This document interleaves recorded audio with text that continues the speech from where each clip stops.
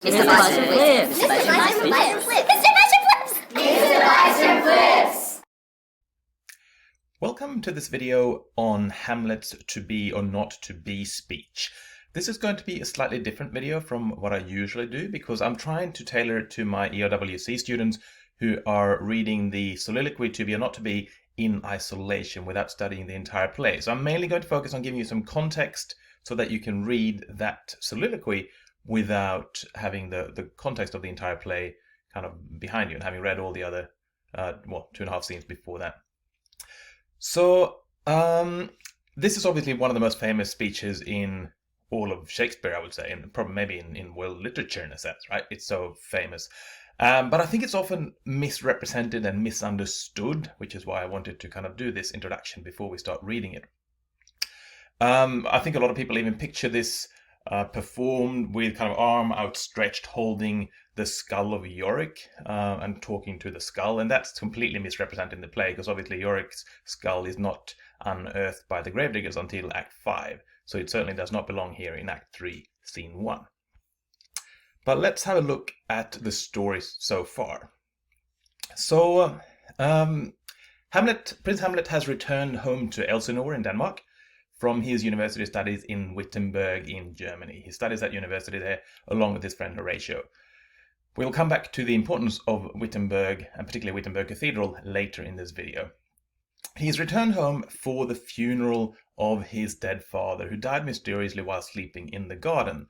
And shortly after that funeral, we have the remarriage of Hamlet's mother Gertrude with the deceased king's brother. And so they remarry shortly after.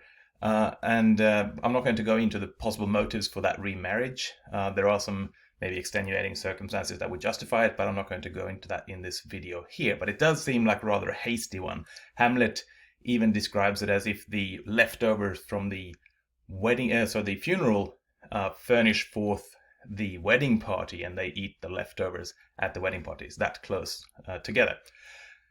So the combination of death and remarriage has led Hamlet into a deep state of melancholy, and he is obviously quite distraught by this whole situation. So he's wondering whether life is really worth continuing to live. He then goes on to meet a ghost that claims to be the ghost of his dead father. The ghost informs him that he was murdered by his brother, the man who is now married to his wife. And he tells Hamlet how the usurping brother poured poison into his ear while he was sleeping in the garden. So Hamlet then decides to put on an antic disposition and pretend he's insane in order to trick the current king into confessing his sins and confessing the murder. There's a backstory to that plot device as well, which I can tell you in class, and because it really doesn't make sense pretending that you're insane to divulge a murder. But we can talk about that story if you would like. So in his insanity, Hamlet has a falling out with his current girlfriend Ophelia, and her father Polonius, who is an advisor to the king, believes that Hamlet is going insane because of his falling out with his daughter, so that the love and kind of her unrequited love for him is, or the other way around, is the reason why he's going insane. So he advises the king, Claudius, that they together should hide and spy and observe Hamlet when he's having a conversation with Ophelia, and thereby find out the reason for Hamlet's insanity. So they imagine that if they're sitting there hiding and listen to that conversation, they will find out that yes, Hamlet is mad because of his love for Ophelia. And that's where this speech comes into the scene. So Hamlet is on his own, waiting for Ophelia, or if they know that Ophelia is coming, and the two men are hiding to listen. Which gives this speech kind of an interesting context, because we can kind of see three different ways of reading this play. This is Hamlet's third soliloquy in the play. So depending on how we see it fitting into the rest of the plot, we can really get two different meanings, or three different meanings at least, from this soliloquy. So we can see it as a continuation of either of the first soliloquy or the second soliloquy, and they both would give the play a very different meaning. So if we see it as a continuation of Hamlet's first soliloquy of Act 1, Scene 3, the soliloquy that we refer to as, oh, that this too solid flesh would melt, then it would seem like Hamlet is contemplating suicide, which is, I think, a popular reading of this speech, because he's so struck with grief that he just wants life to cease. He wants his flesh to melt and for him to just leave the earth like dew on the plants. So that's one possible reading. But then if we think of the second soliloquy, which sits in between those two, if we see it as a continuation of that speech, which is in Act 2, Scene 2, we might see the speech as a contemplation of regicide, because in his second soliloquy, he's frustrated by the fact that he is not taking revenge for his dead father. This is after he's heard about the ghost's possible story, and that would, sorry, I'm not keeping up my slides here. That would change the story completely if he wants to take action and instead go after and take revenge on the king. The outcome would be the same, right? So we would still have Hamlet who kills the king, and obviously that would be treason and regicide, which would still end up with Hamlet being executed, presumably for killing the king. So in the sense of it's still contemplating life or death. There is a third option as well, and that is to read the speech not as a soliloquy, but as a feigned monologue. So the difference being that Hamlet is not thinking aloud to the audience. Normally a soliloquy is kind of the audience hearing the actors thinking aloud, right? We get to hear what they're thinking.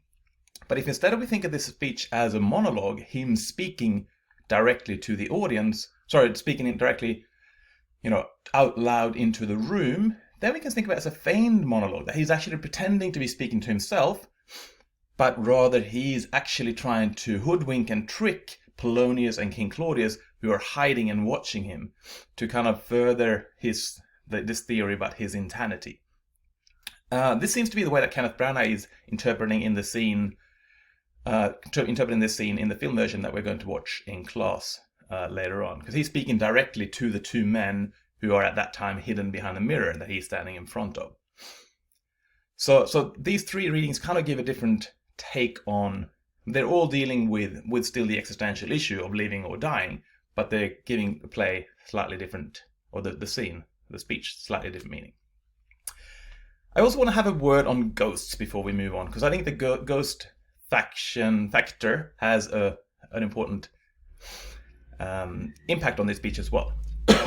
Because there's some complexity about the role of the ghost in Hamlet and how it is based, and that's kind of based on theological beliefs, because England was still coming to terms with the Reformation. If you think of this speech, this play is coming out in kind of 1604-ish, right at the start of James I's reign. So we're kind of at the end of the Elizabethan era.